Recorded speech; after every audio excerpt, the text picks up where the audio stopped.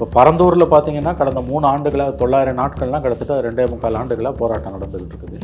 எல்லாமே விளைநிலங்கள், மிகப்பெரிய அளவில் வந்து முப்போகம் விளையிற நிலம், முப்போகம் விளையக்கூடிய நிலம். முப்போகம் விளையக்கூடிய நிலத்தை எடுப்பது மாதிரியான ஒரு அறிவிலித்தனம் ஏதாவது இருக்குமான்னு தெரியல. உங்களுக்கு தெரியும் 2015 சென்னை பெருமழை வெள்ளத்தில் சென்னை மிதப்பதற்கான காரணம் நீர்நிலைகள் மீது கட்டப்பட்ட கட்டிடங்கள் தான். இப்போ பரந்தூர் விமான நிலைய திட்டம் என்பது அங்கே இருக்கக்கூடிய நூற்றுக்கணக்கான விவசாயிகள், ஆயிரக்கணக்கான ஆண்டுகளாக அங்கே வசித்து வருபவர்களை அங்கிருந்து அகற்றுகிறது. அவங்க நிலத்துக்கு என்ன விலை கொடுக்க போகிறாங்கன்னு தெரியல. அவங்க கதறிட்டு இருக்காங்க. எந்த தகவலையும் சொல்லாமல் அரசு மூடி மறைக்குது. வெளியிலேருந்து யாரும் உள்ளே போக முடியல. முதல்ல விஜய் எதற்காக போலீஸ் காவல்துறையில் அனுமதி வாங்கணும்? அனுமதி வாங்கலைன்னா உள்ளே விட மாட்டாங்க. இப்போ வாங்கினா மட்டும் என்ன, சும்மா ஒரு 4 பேர் சந்திச்சுட்டு வர போகிறாரு. அரிக்காப்பட்டிக்கு நீங்கள் டங்ஸ்டனுக்கு துள்ளி குதிக்கக்கூடிய திமுகவும் திமுகவுடைய தொங்கு சதைகளும், தோழமை கட்சிகள்ன்ற பேரில் இருக்கக்கூடிய தொங்கு சதைகள் ஏன் பரந்தூர் விமான நிலையத்தில் வாய்மூடி மௌனமாக இருக்காங்க? விளைநிலத்தை மட்டும் அவன் குறி வைக்கிறது ஏன்? அப்போ நீங்கள் அதானியை பற்றி பேச உங்களுக்கு என்ன தகுதி இருக்குது? ஏதாவது தகுதி இருக்கா அதானியை பற்றி பேசுவதற்கு திமுகவுக்கு? உதயநிதி வரணும், உதயநிதிக்கு பிறகு இன்ப நிதி வரணும். அதனால் 200 உங்களுக்கு கண்டிப்பாக வேணும். இந்த பலவீனத்தை பயன்படுத்துங்க. எதிர்கட்சிகளை, கூட்டணி கட்சிகளை சொன்ன நிலைவதுவான்களை முழுக்க இது மக்கள் விரோத அரசு நடந்து கொண்டிருப்பது. சாம்சங்கில் என்னங்க ஆச்சு? சொன்ன வாக்குறுதி இன்னமும் நிறைவேற்றலைங்க. இந்த வாக்குறுதியே நிறைவேற்றலை, பிரச்சனையே தீரல. பிரச்சனையை தீர்த்த முதலமைச்சருக்கு நன்றின்னு போய் இடதுசாரிகளையும் வீசிக்காமல் பொன்னாட போத்திட்டு வராங்க ஸ்டாலினுக்கு. இந்த 11 மாத காலத்தில் முதன்முறையாக ஒரு உண்மையான ஆக்கப்பூர்வமான அரசியல் நடவடிக்கை விஜய் மேற்கொள்ள இருக்கிறார். வாழ்த்துக்கள்.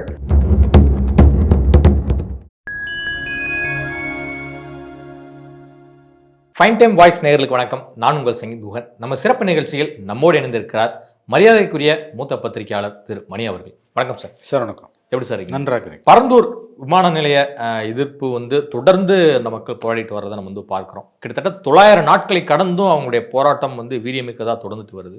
பல்வேறு அரசியல் கட்சி தலைவர்களும் அமைப்புகளும் மக்களுக்கு ஆதரவாக அங்கே போய் குரல் கொடுத்துட்டு வராங்க. ஆனால் தமிழக அரசு சார்பில் என்ன சொல்கிறாங்க அப்படின்னா, ஏர்போர்ட் தரையில் தான் அமைக்க முடியும், வானத்திலே அமைக்க முடியும் அப்படிங்கிறதுல அமைச்சர்கள்லாம் ஒரு பக்கம் பேசினாலும் கூட மக்கள் கடும் எதிர்ப்பை பதிவு செய்கிறாங்க. சென்ட்ரல் கவர்மெண்ட்டுக்கும் ஸ்டேட் கவர்மெண்ட்டுக்கும் அவ்வளோ சீக்கிரத்தில் அங்கே இடத்த கொடுத்துட மாட்டோம் அப்படிங்கிறது சொல்லிட்டு வராங்க. இந்த சூழ்நிலையில் தமிழக வெற்றி கழகத்தின் தலைவர் விஜய் அவர்கள் பரந்தூருக்கு போகவிருக்கிறார். அவருடைய பயணம் எப்படி இருக்கும்னு நினைக்கிறேன்? விஜய் பரந்தூர் விமான நிலைய திட்டத்துக்கு எதிராக போராடக்கூடிய மக்களை சந்திப்பதற்காக நேரில் போகப் போகிறார். திங்கட்கிழமை அன்று 20ஆம் தேதி சந்திக்கப் போகிறார் என்ற தகவல்கள் வருகின்றன. அனுமதி கொடுக்கப்பட்டு விட்டதாகவும் தகவல்கள் வருகிறது. அனுமதி கொடுக்கப்பட்டதே ஆச்சரியமாக இருக்குது. வழக்கமாக அங்கே போய் சந்திப்பதற்கு அனுமதி கொடுப்பது கிடையாது மாநில அரசு நிர்வாகம், காவல்துறை. ஏன்னா அங்கே எல்லாமே வெளிப்படைத்தன்மை இல்லாமல் நடந்து கொண்டிருக்கின்றன. அங்கே இருக்கக்கூடிய உள்ளூர் மக்களுக்கு அவங்க நிலத்தை எடுக்க போகிறாங்களா எடுக்கலையான்னு தெரியல. பல பேருக்கு என்ன பொசிஷன், எவ்வளோ தூரம் காம்பன்சேஷன் எதுவுமே தெரியல. நில கையெடுப்பு பல்வேறு திட்டங்களுக்காக இந்தியா முழுவதும் கடந்த பல ஆண்டுகளாக நடந்துக்கிட்டு வருது. அதில் எந்த விதமான மாற்று கருத்தும் இல்லை. தொழில் வளர்ச்சிக்கு கண்டிப்பாக நிலங்கள் ஏதாவது ஒரு கட்டத்தில் எங்காவது எடுக்கப்பட்டு கொண்டே தான் இருக்கின்றன. ஆனால் அதில் வெளிப்படைத்தன்மை வேண்டும். மார்க்கெட் ரேட்டுக்கு அதை கொடுக்கணும். பல நேரங்களில் அரசுகள் சந்தை விலைக்கு கொடுக்காமல் அடிமாட்டு விலைக்கு கொடுத்து, அதுவும் அந்த விவசாயத்தையே நம்பி இருக்கக்கூடிய மக்களை நீங்கள் எவ்வளோ காசு கொடுத்தாலும் அவங்கள கன்வின்ஸ் பண்ண முடியாது. சரி, வேறு வழி இல்லை, நம்ம எடுத்து தான் தீரணும்னா காசு கொடுத்து எடுக்கணும் நிலத்தை. ஆனால் அப்போ சந்தை விலைக்கு ஏற்ப, மார்க்கெட் ரேட்டுக்கு ஏற்ப கொடுக்கணும். அதை கொடுக்காம அடிமாட்டு விலைக்கு கொடுத்து மக்களை வஞ்சித்து கொண்டிருக்கின்றன அரசுகள். இப்போ நெய்வேலி லிக்னைட் கார்பரேஷன்லேயும் கடந்த 50-60 வருஷமாக இதான் நிலைமை. அந்த மக்களுக்கு நிலம் எடுத்தவர்களுக்கு வேலையும் கொடுக்கல, காம்பன்சேஷனும் கொடுக்கல. பாமக கட்சி மட்டும்தான் இதை தொடர்ந்து சொல்லி போராடிக்கிட்டு வருது. இப்போ பரந்தூரில் பார்த்தீங்கன்னா கடந்த 3 ஆண்டுகளாக 900 நாட்கள்லாம் கிட்டத்தட்ட 2.25 ஆண்டுகளாக போராட்டம் நடந்துக்கிட்டு இருக்குது. எல்லாமே விளைநிலங்கள், மிகப்பெரிய அளவில் முப்போகம் விளையிற நிலம், முப்போகம் விளையக்கூடிய நிலம். முப்போகம் விளையக்கூடிய நிலத்தை எடுப்பது மாதிரியான ஒரு அறிவிலித்தனம் ஏதாவது இருக்குமான்னு தெரியல. உங்களுக்கு தெரியும் 2015 சென்னை பெருமழை வெள்ளத்தில் சென்னை மிதப்பதற்கான காரணம் நீர்நிலைகள் மீது கட்டப்பட்ட கட்டிடங்கள் தான். உதாரணத்துக்கு நீங்கள் பொன்மாரில் போய் பார்த்தீங்கன்னா நீர்நிலை மீது கட்டப்பட்ட கட்டிடங்கள் நீர்நிலை மீது கட்டிடங்களை கட்டுவதை தடுப்பது எப்படி என்பதை ஆராய்வதற்காக ஒரு மத்திய அரசோட அலுவலகம் இருக்குது. அந்த அலுவலகமே நீர்நிலைகளை ஆக்கிரமித்து தான் கட்டப்பட்டிருக்கு. இந்த வினோதமான காரியங்கள் எல்லாம் இந்த தமிழ்நாட்டில் நடந்துகிட்டு இருக்கு, இந்தியா பூரா நடந்துகிட்டு இருக்கு.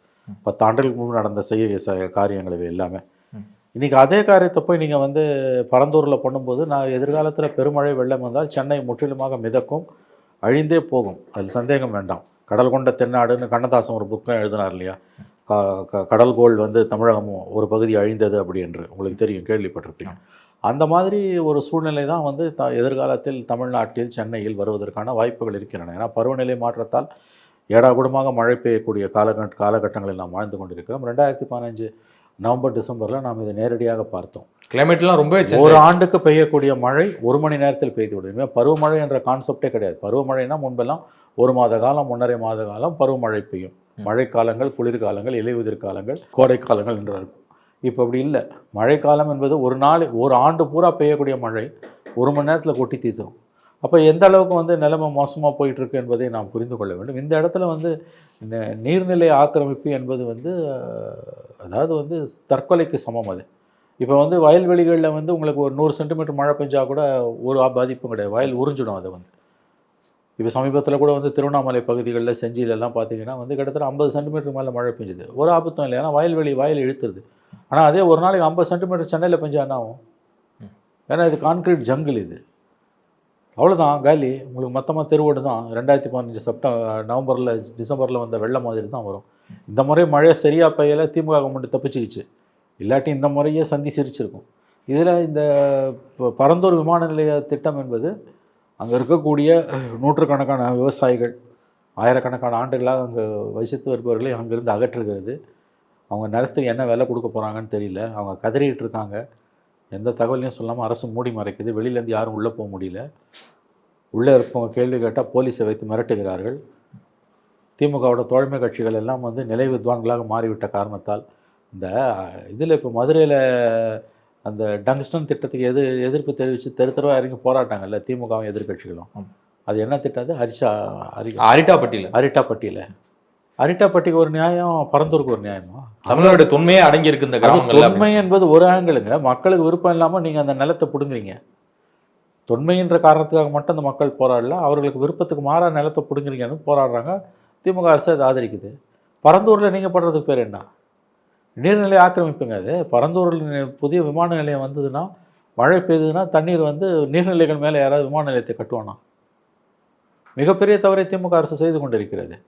இந்த 3 ஆண்டுகளாக அந்த திட்டத்தை பற்றின வெளிப்படைத்தன்மை ஏதும் இல்லை. மக்களுக்கு அது என்ன திட்டம் என்று சொல்லவில்லை. எவ்வளோ நிலங்களை எடுக்க போகிறாங்கன்னு சொல்லலை. கம்ப்ளீட்டாக போலீஸை வச்சு அங்கே போய் வருபவர்களை எல்லாம் கண்காணிப்பது, யாராவது போய் பத்திரிகை நிருபர்கள் போனால் கூட அவர்களை மிரட்டுவது, எதிர்கட்சிகளை மிரட்டுவது.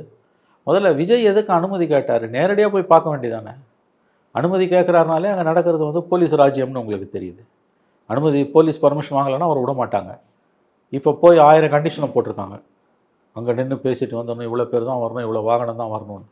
போராடக்கூடிய மக்களை போய் சந்திக்கிறதுக்கு என்னங்க கட்டுப்பாடுகள்? 8 வழி சாலைக்கு எதிராக திமுக போராடும் போது இது மாதிரி இப்போ அனுமதி கட்டு தான் போனாங்களா? 6 மாவட்டத்தில் எல்லா நிர்வாகிகளும் போனாங்கல்ல. சேலம், திருவண்ணாமலை, எல்லாம் எதிர்கட்சியாக இருக்கும்போது அராஜகமாக நடந்து கொள்வீர்கள். ஆளும் கட்சியாக இருக்கும்போது எதேச்ச அதிகாரிகளாக சர்வாதிகாரிகளை நடந்து கொள்வீர்கள். முதல்ல விஜய் வந்து எதற்காக போலீஸ் காவல்துறையில் அனுமதி வாங்கணும்? அனுமதி வாங்கலைன்னா உள்ளே விட மாட்டாங்க. இப்போ வாங்கினா மட்டும் என்ன, சும்மா ஒரு 4 பேர் சந்திச்சுட்டு வர போகிறாரு. அரிக்காப்பட்டிக்கு வந்து நீங்கள் வந்து டங்ஸ்டனுக்கு துள்ளி குதிக்கக்கூடிய திமுகவும் திமுகவுடைய தொங்கு சதைகளும், தோழமை கட்சிகள்ன்ற பெயரில் இருக்கக்கூடிய தொங்கு சதைகள் ஏன் பரந்தூர் விமான நிலையத்தில் வாய்மூடி மௌனமாக இருக்காங்க? ஏங்க பேரழிவுங்க சென்னைக்கு. பரந்தூர் விமான நிலையம் பேரழிவு. 32 ஏரி இருக்கு. ஆமாங்க. இவங்க திமுகவுக்கு சாதகமான நிலைப்பாட்டை எடுத்திருக்கக்கூடிய, திமுகவுடைய சுற்றுப்புற சூழல் அணியாகவே கிட்டத்தட்ட செயல்படக்கூடிய, திமுக அரசுக்கு ஆலோசகர்களாக இருக்கக்கூடிய அந்த இவங்க ஒரு அமைப்பு இருக்கு இல்லையா, பூ உலக நண்பர்கள், அவங்க எல்லாமே இதை எதிர்க்கிறாங்க. பூ உலக நண்பர்கள் எல்லாம் பரந்தூர் விமான நிலையத்தை எதிர்க்கிறார்கள். அவங்களாலே ஒரு கட்டத்துக்கு மேலே தங்களுடைய எதிர்ப்பை பதிவு செய்து இந்த அரசாங்கத்தை வந்து இந்த பரந்தூர் திட்டத்தை கைவிட செய்ய முடியல. விஜயோட முயற்சி நல்ல முயற்சி. ஆனால் அங்கே போய் பார்த்த பிறகு என்ன நடக்க போகுது, என்ன நமக்கு அது ஒன்றும் புரியல. அவ்வளோ பெருந்தன்மையாக விஜய்க்கு திமுக அரசு அனுமதி கொடுத்ததும் சந்தேகத்தை கலப்புது. அவ்வளோ பெருந்தன்மையானவர்களா திமுககாரர்கள் அல்லது திமுக அரசு? இந்த மக்கள் கொதித்து போயிருக்கிறார்கள். முப்போகம் விளையக்கூடிய நிலம், 32 ஏரிகள் நீங்கள் சொன்ன மாதிரி. அதை யாராவது போய் 2 நாள் அங்கே விசிட் பண்ணிட்டு எல்லாமே டீட்டெயிலாக கவர் பண்ணிட்டுலாம் வந்தோம். அதை யாராவது இன்னைக்கு வந்து கவனத்தில் வச்சுக்கிறாங்களா? இப்போ 2வது விமான நிலையம் வேறு எவ்வளோ இடம் இருக்கு அங்கேப்பா. 2வது விமான நிலையம்னா தமிழ்நாடு சென்னை மூழ்கிடுமா? தலை மூழ்கிடுமா? குடியா போயிடும். யாராவது இந்த அட்டூழியத்தை பண்ணுவாங்களா? அப்புறம் சுற்றுப்புற சூழல் அணின்னு ஒன்று திமுகவில் வச்சுருக்கீங்களா? அது எதுக்கு வச்சுருக்கீங்க? இது என்ன ஒரு வெட்கங்கட்ட செயல், என்ன ஒரு முரண்பாடு? இல்ல இங்க இருந்து யாரை 60 ஏமாத்துறதுக்கு இந்த மாதிரி கிலோமீட்டர் எத்தனை நாளைக்கு திமுக வேஷம் போடும்? சுற்றுப்புற சூழல் அணி இதை ஜெயலலிதா பண்ணால் நம்ம கேட்க வேண்டிய அவசியமே இல்லை. ஏன்னா அந்தம்மா அராஜகமாக மட்டும்தான் செயல்படுவாங்க. சிவில் லிபர்ட்டிஸை பற்றி, ஜனநாயக பண்புகளை பற்றி ஜெயலலிதாவுக்கு எந்த கவலையும் கிடையாது. தான் தோன்றித்தனமாக தான் எல்லாவற்றையும் செய்வார். தனக்கு நினைத்ததெல்லாம் அவர் செய்வார். விதத்தில் அது மேல் அந்த அம்மா எதிர்கொள்வது சுலபம். ஏன்னா அவங்க நேரடியான எதிரி. திமுகவை போல் நம்ப வைத்து முதுகில் குத்தக்கூடிய துரோகத்தை ஜெயலலிதா செய்ததில்லை. எதாக இருந்தாலும் நேரடியான அணுகுமுறை தான். இன்றைக்கி பரந்தூர் விஷயத்தில் திமுக செய்து கொண்டிருப்பது துரோகம். கூட்டணி கட்சிகளுக்கெல்லாம் நீங்கள் அல்வா கொடுத்துருக்கீங்க. நீங்கள் டங்ஸ்டனுக்கு எதிர்க்கத்தை சொல்லக்கூடிய காரணங்கள் எல்லாம் பரந்தூருக்கும் பொருந்தும். டங்ஸ்டனுக்கு தமிழோட தொன்மை, தமிழோட கலாச்சாரம், இந்த கதையெல்லாம் ஒரு பக்கம் இருக்கட்டும். அங்கே இருக்கக்கூடிய கிராமங்களை நீங்கள் சூறையாடுறீங்கன்றது தான் மெயின் ரீசனு. இன்றைக்கி அதை விட முக்கியம் பரந்தூர் 32 நீர்நிலைகள். என்ன ஆகுங்க தமிழ்நாடு? என்ன சென்னை மாநகரம் என்ன ஆகும்? சென்னையிலேருந்து 70 கிலோமீட்டரில் இருக்குது. இந்த ஏர்போர்ட்ல இருந்து ஒரு 60-65 கிலோமீட்டர்ல இருக்கு. எவ்வளவு மோசமான நிலைப்பாடு வரும். அப்ப இந்த ஏர்போர்ட் என்ன பண்ண போறாங்க? இந்த ஏர்போர்ட் இருக்கும், 2 ஏர்போர்ட் இருக்கும், அது வேற. எதிர்காலத்துக்கு 2வது ஏர்போர்ட் சென்னைக்கு வேணுன்றது உண்மை. இப்போ பாம்பேலாம் வந்துருச்சு, 2nd ஏர்போர்ட் வந்துருச்சு நவி மும்பையில்.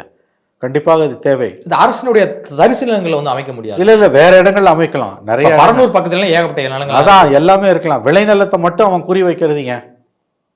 அப்ப நீங்க அதானியை பத்தி பேச உங்களுக்கு என்ன தகுதி இருக்கு? ஏதாவது தகுதி இருக்கா அதானியை பற்றி பேசுவதற்கு திமுகவுக்கு? நிலங்களை அதானி அபகரிக்கிறாரு, மோடி கவர்மெண்ட் அபகரிக்கிறது தானே உங்கள் குற்றச்சாட்டு.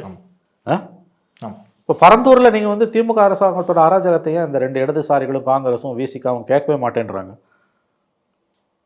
ஏன் வாய்மூடி மௌனியா இருக்கு? அங்கே லோக்கல் பகுதிகளில் மக்களோட மக்களாக தானே நிற்கிறாங்க. இப்போ நீங்கள் சொல்கிற விடுதலை சிறுத்தைகளாக இருக்கட்டும், கம்யூனிஸ்டுகளாக இருக்கட்டும், அங்கே நின்று பிரயோஜனம் இல்லைங்க. மேல் மட்டத்தில் நீ ப்ரெஷர் பண்ணணும்ல. மேலே ப்ரெஷர் பண்ணால் இறங்கி வர போகிறாங்க. இன்னும் உங்கள் கையில் துருப்பு சீட்டு இருக்குது.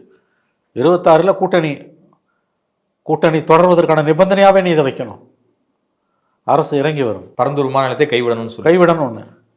ஏன்னா 26 எப்படியாவது ஜெயிச்சு ஆட்சியை தக்க வைக்கணுன்றது திமுகவுக்கு இன்னைக்கு தலையாய கடமையாக இருக்குது. தமிழ்நாட்டில் யார் எக்கடு கட்டாலும் அவங்களுக்கு கவலை கிடையாது. ஒட்டுமொத்த தமிழ்நாடும் மூழ்கி போனாலும் திமுக கவலை கிடையாது. 26 அவங்க ஆட்சிக்கு வரணும். படைப்போம் 200 வரலாறு படைப்போம்லாம் சொல்லி அவ்வளோதான். 200+ உதயநிதி வரணும். உதயநிதிக்கு பிறகு இன்ப நிதி வரணும். அதனால் 200 அவங்களுக்கு கண்டிப்பாக வேணும். கண்டிப்பாக வேணும். அதை நீங்கள் அந்த பலவீனத்தை பயன்படுத்துங்க. எதிர்கட்சிகளை, கூட்டணி கட்சிகளை சொன்ன நிலைவித்வான்களை. வரலாறில் இந்த 2 இடதுசாரிகளும் விசிகாவும் காங்கிரஸும் இந்த அளவுக்கு திமுக கிட்ட அடிமையாக இருந்ததே இல்லை. லோக்கலில் இருக்க விசிகா காரணம், கம்யூனிஸ்ட் காரணம் போராடி பிரயோஜனம் இல்லை. இங்கே மேல் மட்டத்தில் திருமாவும் சண்முகமும் முத்தரசனும் நிர்பந்திக்கணும். கூட்டணி தொடர்வதற்கான நிர்பந்தமாகவே வைக்கணுங்க.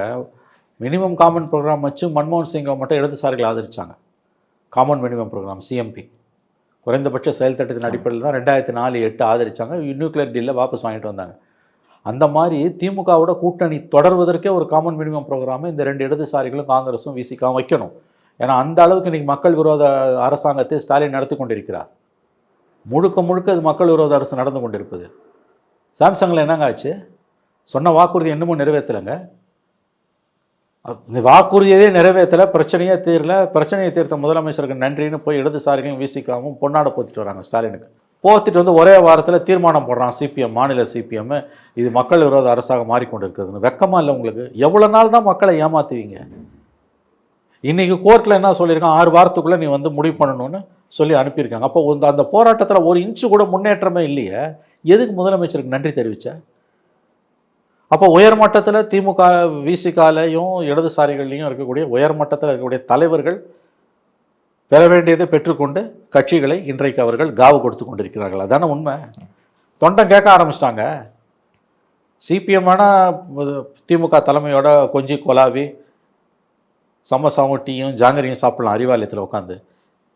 இடதுசாரிகளோட ஓட்டு எல்லாம் அப்படியே திமுகவுக்கு போவோன்னு கனவு காணாதீங்க. ஓட் டிரான்ஸ்ஃபர் ஆகாது, சத்தியமாக ஆகாது. இடதுசாரிகள் தலைவர்கள் வேணால் காம்ப்ரமைஸ் பண்ணிக்கலாம் திமுக தலைமையோட, முதலமைச்சரோட, அமைச்சர்களோட. சராசரி சிபிஎம் தொண்டனோ சிபிஐ தொண்டனோ கண்டிப்பாக இந்த அராஜகத்துக்கு துணை போக மாட்டான். இப்போ விஜய் அவர்கள் பரந்தூர் செல்வதன் காரணமாக ஒரு பெரும் அதிர்வலைகள் அரசியல் களத்தில் நடக்க வாய்ப்பு இருக்கா? அவர் பெரும் தாக்கத்தை ஏற்படுத்தும். ஒரு பொலிட்டிக்கல் ஆக்டிவிட்டியை பண்றாரு. இது வரைக்கும் அவர் வந்து ஸ்பாட்டுக்கு எங்கேயுமே போனதில்லை, நேரடியா இப்போ இறங்குறாரு, போறாரு. இது ஒரு நிச்சயமா ஒரு தாக்கத்தை ஏற்படுத்தும். அதை அவர் எப்படி கொண்டு போறான்றதை பொறுத்து. அவர் மீடியா கிட்ட பேசணுங்க. சும்மா ஃபோட்டோ ஆப்பர்ச்சுனிட்டி மாதிரி அங்கே போயிட்டு நின்றுட்டு பொம்மை மாதிரி போயிட்டு, அதுவும் போலீஸ் வந்து இப்போ மினிமம் பர்மிஷன் தான் கொடுப்பான், வீடியோ எடுக்கக்கூடாதுன்னு கூட சொல்லுவான். ஏன்னா கம்ப்ளீட்டாக போலீஸ் ஸ்டேட்டாக மாறி போச்சுங்க. ஜெயலலிதா பீரியடில் கூட வந்து இந்த அளவுக்கு காவல்துறையோட அத்துமீறல்கள் கிடையாதுங்க. என்னத்துக்கு அங்கே போகிறது? பரந்தூருக்கு விஜய் விசிட் பண்ணுறதுக்கு எதுக்குங்க அனுமதி? அது என்ன பாகிஸ்தான்லையா இருக்கு நீ விசா வாங்கிட்டு போகிறதுக்கு? தமிழ்நாட்டுக்குள்ளே இருக்குது, சென்னைக்கு பக்கத்தில் இருக்குது. அந்த இடத்துக்கு போகிறதுக்கு எதுக்கு போலீஸ் அனுமதி? இல்லை ஒரு பெரிய க்ரௌடோட போகிறோம். என்ன க்ரௌடு வந்தால் என்ன ஆகிட போகுது? என்ன ஆகிட போகுது? எதுக்கு அனுமதி? முதல்ல அவர் அனுமதி கேட்டதே தவறு. சரி, அனுமதி கேட்டுட்டாரு, அனுமதி கொடுத்துட்டாங்க. இப்போ இன்னும் 10 கண்டிஷன் போடுறாங்க இவங்க. 10 கண்டிஷன் போட்டால் நான் கூண்டுக்குள்ளே உட்காந்துட்டு பார்த்துட்டு வர மாதிரி இருக்குமா? எதிர்கட்சியாக இருக்கும்போது திமுக போராட்ட களத்திற்கு போய் போராட்டக்காரர்களை சந்தித்த பொழுதெல்லாம் எத்தனை முறை அனுமதி வாங்கியது? எத்தனை முறை அனுமதி வாங்கியது? 8 வழி போராட்டமாக இருக்கட்டும், தூத்துக்குடி துப்பாக்கி சூடாக இருக்கட்டும். இல்லை சென்னையில் எந்த அமைப்பு போராடினாலும் உடனடியாக ஸ்டாலின் தானே போய் சந்திப்பாரு. எங்க யார் போராடினாலும் சந்திப்பார் போய். ஆமா, நானே கவர் பண்ணியிருக்கேன். எத்தனை போராட்டத்துக்கு ஸ்டாலின் முன்னால போய் நின்று இருக்காரு. எதுக்கு அவர் அனுமதி வாங்கினாரு? அப்ப இது என்ன நடக்குது தமிழ்நாட்டில்? மாமியார் உடைச்சா மண் கூட, மருமக உடைச்சா பொன் கூடமா? இப்போ அனுமதியை கொடுத்துட்டு 10,000 கண்டிஷனை போடுது போலீஸு. இதுக்கெல்லாம் இந்த கண்டிஷனுக்கெல்லாம் உட்பட்டு எந்த அரசியல் தலைவரும் அங்கே போக முடியாது. எனவே இது ஒரு பிகினிங். முதல் முறையாக விஜய் கட்சி ஆரம்பித்த பிறகு ஒரு மக்கள் பிரச்சனைக்காக களத்துக்கு போகிறார். கள்ளக்குறிச்சி கள்ளசார சாவலை செத்தப்போ ஹாஸ்பிட்டலில் போய் பார்த்துட்டு வந்தார். ப்ரெஸ்ஸுக்கிட்ட பார்க்கல. அதை தவிர வேறு எந்த ஸ்பாட்டுக்கும் அவர் போனதை எனக்கு தெரிஞ்ச நினைவில்லை. முதல் முறையாக அந்த போராட்டக்காரர்களை சந்திக்க போகிறார். மகிழ்ச்சி. அங்கே சந்திச்சுட்டு ஒரு மீடியா கிட்ட பேசணும். அப்படியே காரில் ஏறி ஓடிடக்கூடாது. ஒரு 10 நிமிடமாவது பேசணும், மீடியா கிட்ட பேசணும். அவருக்கு பிடிச்ச மீடியா கிட்டே தனியாக கூப்பிட்டு பேசிட்டுங்க. எல்லா மீடியா கிட்டையும் பேசினா ஏடா கூடமாக என்ன பல பேர் இருப்பான். ஏன்னா 90% மீதி மீடியா தமிழ்நாட்டில் திமுகவோட தொங்கு சதை இல்லையா? அவன் ஏடா கூடமாக தான் கேள்வி கேட்பான். அவனை விட்டுருங்க. 10% இன்னமும் வந்து ப்ரொஃபஷனல் மீடியா இருக்குது. அது எதுன்றதை அவரே முடிவு பண்ணிக்கிட்டோம். அவங்கள கூப்பிட்டு அவர் பேசட்டும். ஒரு 2 தொலைக்காட்சிகள் அச்சு ஊடகங்களில் செய்தியாக போடக்கூடிய இருக்காங்க. அவங்கள கூப்பிட்டு ஒரு 4-5 பேரை கூப்பிட்டாது பேசட்டும். பரந்தூர் போயிட்டு வந்த பிறகு பேசட்டும். அங்கே நின்று பேசினா ஏடா கூடமாக கேள்வி கேட்பான். திமுக சாதகமாக ப்ரெஸ் மீட்டே திசை திருப்பானுங்க. ஏன்னா அதுக்கு கருங்காலிகள் பத்திரிகையாளர்கள் என்ற போர்வையில் இன்றைக்கி மீடியாக்குள்ளே உட்காந்துருக்கானுங்க. அவர்கள் சங்கங்களையும் கைப்பற்றி விட்டார்கள். அதனால் வந்து இன்றைக்கி திமுக அரசுக்கு எதிராக செயல்படக்கூடிய அரசியல்வாதிகளுக்கு மீடியா கிட்ட ஃபேர் கவரேஜ்னுவாங்க, அது கிடைப்பதற்கு வாய்ப்பு இல்லை. ஆனால் சோஷியல் மீடியா இருக்குது. மீடியாலையும் ஒரு செக்ஷன் நல்ல மீடியா இருக்குது. மெயின் ஸ்ட்ரீம் மீடியாவில் ஒரு செக்ஷன் நல்ல மீடியா இருக்குது. அவங்கள சூஸ் பண்ணி விஜய் பேசட்டும். பரந்தூரில் போய் மக்கள்கிட்ட கலந்து பேசிட்டு வந்த பிறகு செலக்ட் மீடியா கிட்ட அவர் பேசட்டும். இல்லை செய்தியாளர்களுடன் விஜய் உரையாடும் போது தானே அது மக்களோட கனெக்டாக. எக்ஸாக்ட்லி, அதைத்தான் நான் சொல்லுகிறேன். செய்தியாளரிடம் அவர் உரையாடும் பொழுது தான் மக்களுடன் கனெக்ட் ஆகும். அவர் அது செய்யணும். வெட்கக்கேடான விஷயங்க. இடதுசாரிகளும் காங்கிரஸும் இன்னைக்கு திமுக கிட்ட விலை போயிருப்பது. திமுக விமர்சனம் பண்ணால் திமுக சைலண்டாக இருக்கான். இடதுசாரிகள் பொங்கி எழுந்து வந்து முன்னால் அப்படியே கும்மி அடிக்கிறாங்க. பணம் எவ்வளோ தூரம் விளையாடி இருக்கு பாருங்க. 10 கோடி ரூபாய் வாங்கினாங்கல்ல. ராஜ விசுவாசம், எஜமான விசுவாசம் வந்து பொதுவெளியில் வெட்கங்கட்டு ஆதரிக்க வைக்கிறது ஆளும் கட்சி. ஆகவே விஜயுடைய இந்த வருகை நீங்கள் சொன்னது போல முக்கியமான அரசியல் நிகழ்வு. அரசியல் கட்சி தொடங்கிய பிறகு போன பிப்ரவரி மாதம் அரசியல் கட்சி தொடங்கினார். ஒரு வருஷம் நிறைவாக போகுது. 11 மாதம். இந்த 11 மாத காலத்தில் முதன்முறையாக ஒரு உண்மையான ஆக்கப்பூர்வமான அரசியல் நடவடிக்கை விஜய் மேற்கொள்ள இருக்கிறார். வாழ்த்துக்கள். அவர் அங்கே போய் மக்களுடன் கலந்தாறு உரையாடிய பிறகு மீடியா கிட்ட அவருக்கு நம்பிக்கை உள்ள மீடியா கிட்டையாவது பேச வேண்டும். இல்லைன்னா விஜய் வந்து மக்கள் மன்றத்தில் செல்லா காசாக மாறி போவார். சீமான் மேலே 1000 விமர்சனம் இருந்தாலும் சீமான் மீடியாவை எங்கேஜ் பண்ணிக்கிட்டே இருக்காரு. நீ அந்த மாதிரி டெய்லி கூட பேச வேணாம். நீங்கள் முக்கியமான இஷ்யூஸ் வரும்போது அதை பேசணும். நான் மறுபடியும் சொல்கிறேன், எல்லா மீடியாக்கிட்டையும் சீமான் பேசுகிறார். அந்த மாதிரி பேசுறதுக்கு விஜய் தயக்கம் இருக்கலாம், ஃபைன். உங்களுக்கு பிடிச்ச மீடியா எதுவோ, பெரிய மீடியா, அச்சு ஊடகங்கள், காட்சி ஊடகம், அவங்க கிட்ட பேசுகிறேன். ஊடகங்கள் எல்லோருமே நம்ம வந்து பொதுவான ஒரு கேள்விகளை தானே, மக்களுடைய கேள்விகளை தானே எழுப்பும். அது விஜய் பதில் சொல்லிடணும். ஆனால் அவருக்கு ஒரு நெருக்கடி இருக்குன்னு வச்சுக்கோங்க. ஏன்னா பெரும்பாலான ஊடகங்கள் திமுகவோட பேக்கெட்டில் இருக்கிறதுனால முதன்முறையாக ஃபீல்டுக்கு விஜய் வரதால் அவருக்கு அந்த எக்ஸ்பீரியன்ஸ் இருக்குமா நமக்கு தெரியல. அவருக்கு அந்த சங்கடம் இருக்கலாம். அதனால் நான் சொல்கிறேன், சீமான் பார்க்குற மாதிரி மொத்த மீடியாவையும் பார்த்தாலும் சந்தோஷம், சீமான் பார்ப்பது போல் கம்ப்ளீட் மீடியாவை பார்த்தாலும் சந்தோஷம்.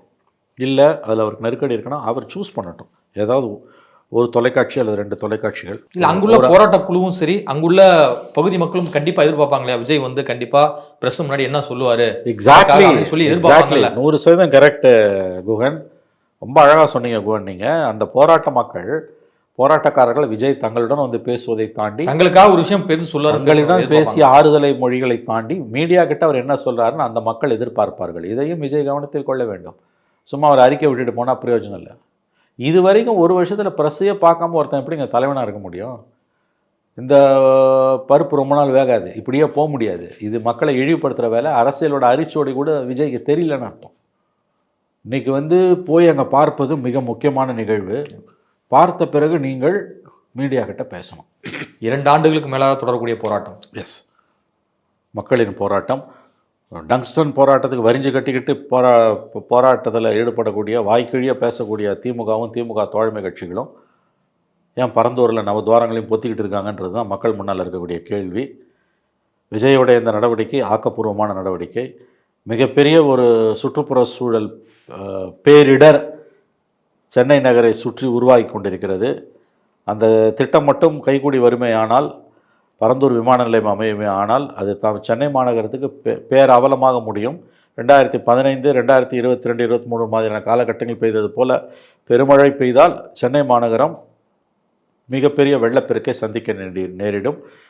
பரந்தூர் விமான நிலையமும் பெரிய ஆபத்திற்குள்ளாகும். 32 நீர்நிலைகளை அழிச்சிட்டு அது மேலே விமான நிலையம் கட்டுவானா? அறிவுள்ளவன் எவனா செய்வானாங்க? இதை எந்த ஒரு கவர்மெண்ட்டாக, புத்தி உள்ள கவர்மெண்ட்டாக இதை செய்வாங்க? அப்புறம் சுற்றுப்புற சூழலை பற்றி பேசுகிறதுக்கு இவர்களுக்கு என்ன தகுதி இருக்குது? எதுக்கு திமுகவில் சுற்றுப்புற சூழலுக்குன்னு ஒரு தனி அணி? எவ்வளோ ஒரு மோசடி, எவ்வளோ ஒரு ரெட்டை வேஷம். ஜெயலலிதாவை, எடப்பாடி அதெல்லாம் செய்யலையே. நேரடியாக ஆமாம் அராஜகம் தான் பண்ணுவோம், காசை வாங்கி வெள்ளா கட்டிங்கன்னு தொழிலதிபர்கள்கிட்ட திட்டங்களுக்கு அனுமதி கொடுப்போம் ஓப்பனாக பண்ணிட்டாங்க. மோடி அதான் பண்ணுறாரு. இன்றைக்கி அதான் இன்றைக்கி கம்ப்ளீட்டாக நாட்டை வித்துட்டாரு. திமுகவும் அதை தான் பண்ணுது. ஆனால் கட்டுறது மட்டும் வேஷம். சுற்றுப்புற சூழல் அணின்னு ஒன்று வச்சுப்பாங்களாம், சுற்றுப்புற சூழல் ஆலோசகர்கள் ஒருத்தரை வச்சுப்பாங்களாம். ஆனால் பண்ணுறது அத்தனையும் சுற்றுப்புற சூழலுக்கு எதிரான அழிச்சாட்டியங்கள். 32 நீர்நிலைகளை அழிச்சு விமான நிலையம்னா உருப்படுமா இந்த நாடு? நான் கேட்குறேன். ஆகவே மிக மோசமான ஒரு சுற்றுப்புற சூழல் நெருக்கடியை நோக்கி அடுத்த பல தலைமுறைகளை பேராபத்துக்கு உள்ளாக்கக்கூடிய ஒரு கொடூரமான திட்டத்தை நிறைவேற்ற திமுக அரசு துடித்து கொண்டிருக்கிறது. தமிழ்நாட்டில் உள்ள எதிர்க்கட்சிகளும் ஜனநாயக சக்திகளும் ஒன்றுபட்டு இதை முறியடிக்க வேண்டும். அந்த விதத்தில் விஜய் அவர்கள் எடுத்திருக்கக்கூடிய இந்த முன்முயற்சி முதல் கட்டம். இது ஒரு பேபி ஸ்டெப், பாராட்டுக்குரியது. மத்திய பாஜக அரசுக்கும் தமிழ்நாடு திமுக அரசுக்கும் வந்து ஒரு எச்சரிக்கையை வந்து கொடுப்பார், எதிர்பார்க்கலாம். அவர் வந்து நோக்கம் என்ன? அவர் பிஜேபிக்கு எச்சரிக்கையா திமுக எச்சரிக்கையானலாம் எனக்கு தெரியல. இது நல்ல காரியம், இது நல்ல காரியம். மக்களோட போய் அவர் நிற்கிறார். ஆனால் இது வெறும் ஃபோட்டோ ஆப்பர்ச்சுனிட்டியாக நின்றக்கூடாது. அடுத்த கட்டத்துக்கு அவர் போகணும், வீரியமாக கொண்டு போகணும். இந்த அடுத்த கட்டத்துக்கு வீரியமாக இதை அவர் கொண்டு போகணும். தெருக்கள் இறங்கி அவர் போராடணும். நீ அரசியல் கட்சி தலைவராக இருந்தால் இதுதான் செய்யணும். அப்படி இல்லைன்னா நீ வரவே கூடாது. அன்றைக்கி ஒரு நாள் மட்டும் ஃபோட்டோ ஆப்பர்ச்சுனிட்டி மாதிரி பார்த்துட்டு 4 பேர் கூட வந்து ஃபோட்டோ எடுத்துகிட்டு வீடியோ 10 செகண்ட் வீடியோ எடுத்துகிட்டு போகிறதுக்கு இந்த காரியத்தை பண்ணுறீங்கன்னா நீங்கள் பண்ணாமலே இருக்கலாம். ஏன்னால் எந்த கட்டுப்பாடும் இல்லாமல் தறிகட்டு ஓடிக்கொண்டிருக்கக்கூடிய இந்த அரசை, திமுக அரசை பிடித்து இழுப்பதற்கும் சரியான பாதையில் அதை செலுத்துவதற்கும் இத்தகைய முயற்சிகள் தேவைப்படுகின்றன. விஜயோடைய நடவடிக்கை பாராட்டுக்குரியது என்று தான் நான் கருதுகிறேன். இதுவரை உங்கள் பல்வேறு கருத்துக்கள் நன்றி சார். நன்றி சார்.